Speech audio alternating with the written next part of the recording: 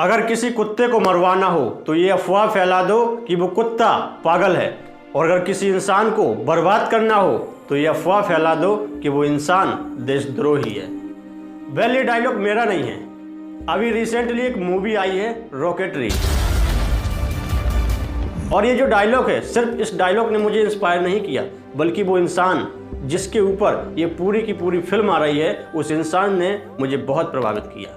ये वही इंसान है जिसके ऊपर झूठे आरोप लगाए गए, एक ऐसा रॉकेट साइंटिस्ट जिसकी न सिर्फ प्रोग्रेस को रोका गया, बल्कि उसके पूरे के पूरे करियर को तबाह कर दिया गया।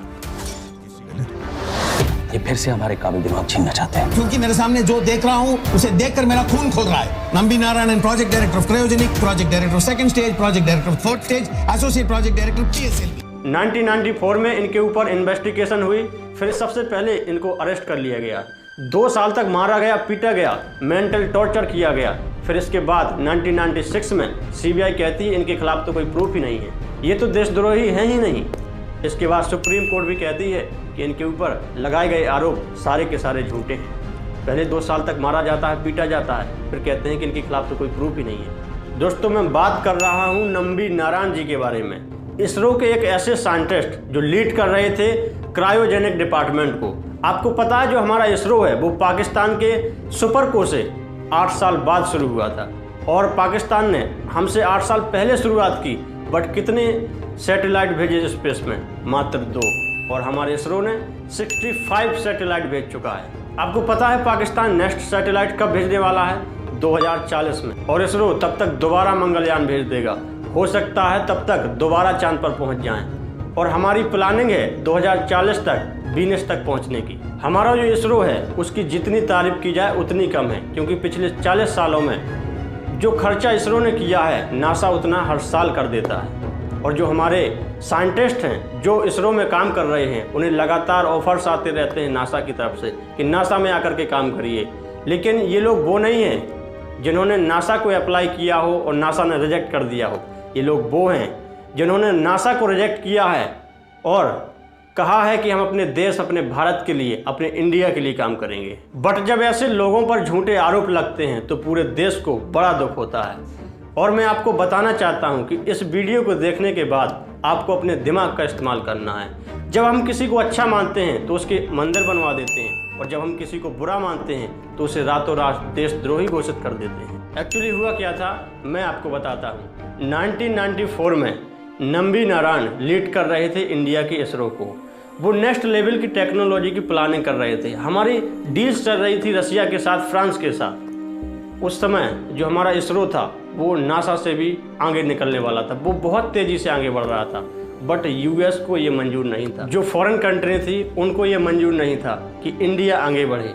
इंडिया आज नासा से भी आगे निकल जाता अगर ऐसे फेक एलिगेशंस, ऐसे झूठे आरोप ना लगाए गए होते तो। मालदीव की 2 लेडीज को गिरफ्तार किया गया। उन लेडीज का नाम था मरियम रशीदा और फौजिया हसन। जब उन लेडीज को गिरफ्तार किया गया तो उनके पास से कुछ इसरो के रॉकेट डिजाइन्स मिलते हैं। जब उन लेडीज को गिरफ्तार किया गया तो वो बोल देती हैं कि ये डिजाइन्स हमें नंबी नारायण जी ने दिए हैं। वो सिर्फ इतना बोलती हैं, और उन लेडीज की प्लानिंग होती है कि वो ये डिजाइन्स हमारी पड़ोसी कंट्री पाकिस्तान को बेचने वाली थी, ताकि उनको बहुत सारा पैसा मिल सके। और इन झूठे आरोपों के बाद नंबी नारायण को घर से उठा लिया जाता है। 50 दिन तक उनको जेल में रखा जाता है। 2 साल तक ऐसी मार पिटाई उनकी होती है कि जब आप ये फिल्म देखेंगे ना, उसमें जब ये सीन देखेंगे तो आपकी रूह कांप जाएगी। इस पिटाई के बाद जब वो दर्द को झेल नहीं पाते हैं तो कई बार वो सुसाइड करने की भी कोशिश करते हैं। जब वो सुसाइड करने की कोशिश करते हैं तो उनकी फैमिली उनका सपोर्ट करती है। वो उन्हें मना करती कि नहीं, हमें लड़ना है, और हम बिना लड़े ही मर गए तो दुनिया हमें दोषी समझेगी।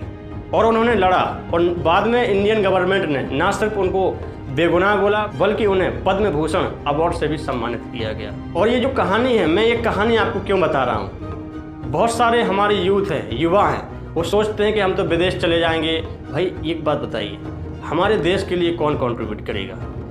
क्योंकि जो नंबी नारायण जी है ना, उन्होंने ना सिर्फ नासा के ऑफर्स को ठुकराया बल्कि उन्होंने तय किया कि मैं अपने देश, अपने भारत के लिए काम करूंगा, उसको आगे बढ़ाने के लिए कंट्रीब्यूट करूंगा। दोस्तों, आपको पता है कि जब इंडिया के पास पैसा नहीं था तब जो रॉकेट के पार्ट होते थे वो बैलगाड़ी और साइकिल पर ले जाए जाते थे।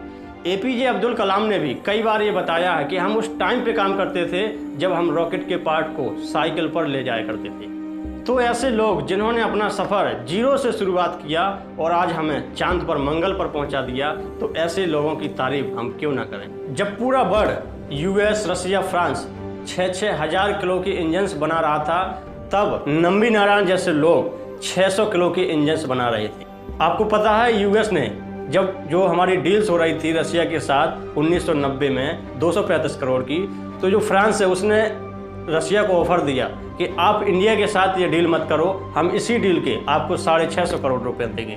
और जो यूएस है, यूएस ने ऑफर दिया रसिया को कि आप फ्रांस के साथ भी मत करो, आप इंडिया के साथ भी मत करो, हम इसी डील्स के आपको 950 करोड़ रुपए देंगे। बट रसिया इंडिया के साथ डील करना चाहता था, बट उस पर दबाव डाला गया कि इंडिया आगे ना बढ़ सके, उसको रोका जा सके। बट इंडिया के पास ऐसा टैलेंट था कि कोई लाख कोशिश कर ले वो रोकने वाला नहीं था। नंबी नारायण जैसे लोगों ने फिर भी क्रायोजेनिक टेक्नोलॉजी के साथ इंजन्स को डेवलप किया। जो विक्रम इंजन चंद्रयान में यूज हुआ था वो नंबी नारायण जैसे साइंटिस्ट की देन है। तो क्यों न ऐसे साइंटिस्टों को, ऐसे लोगों को प्रमोट किया जाए जिन्होंने हमारे देश के लिए कंट्रीब्यूट किया, क्योंकि हम इन लोगों से इंस्पायर होते हैं।